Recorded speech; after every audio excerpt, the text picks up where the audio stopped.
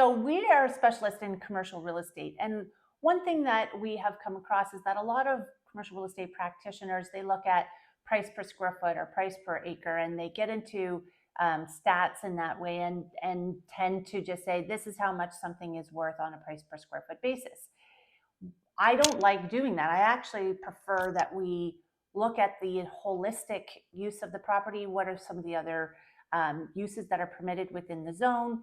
And what are the alternatives that it could be converted into or used differently? And so we had a client actually approach us and had said it was time for him to let this piece of real estate go. And we thought it was a fantastic opportunity for a future buyer to be able to put this into their portfolio. And when we did the holistic review of this property, we realized you can't go by price per square foot. There are too many other elements that are adding value to this piece. It was an industrial zone, but there were some other aspects that could be used on it, and there was excess land.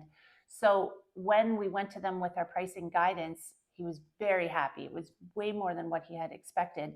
And so then we turned, he gave us the mandate, we turned, and we actually had just received a referral from a company out of the US that was looking to bring in another location into their operation. They needed a North GTA location, and this company, their expertise in their operation was in culverts and construction materials, tile drainage and such.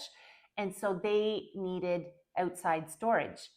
So instead of trying to have them go inside a city boundary line where they really are going to have a better cash flow if they were to stay on the leasing side, we were able to show them that if they go 5 minutes outside of town, they could go into ownership and actually come away with a better operational expense.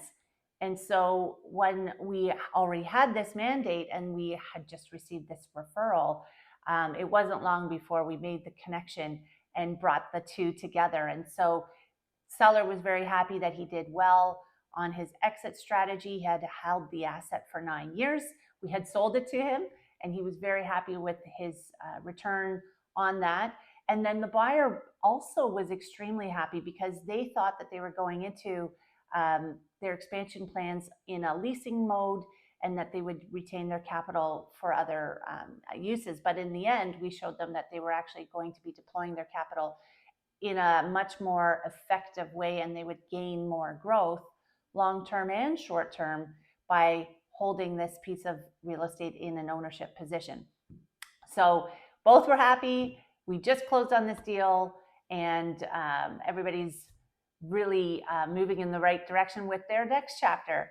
And this is part of the fun. I mean, as much as it can look like a transaction to some, we are so excited when we see both parties coming away with exactly what they need, and to help the new person coming in to the area to get integrated with all of our connections and help them to grow and thrive and succeed.